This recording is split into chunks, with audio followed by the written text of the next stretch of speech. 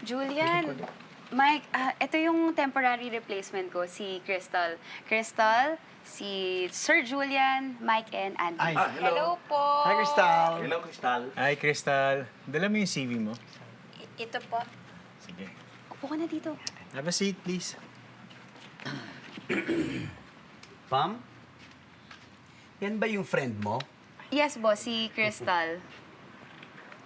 Sinisigurado ko, hindi ka magtatagal. Ang sakit niyo naman po magsalita. Boss naman, grabe ka naman. Kuya naman, napaka-dark mo, ha? Crystal, Kuya, messing with you. And lighten up, brighten up, look up, and smile, okay?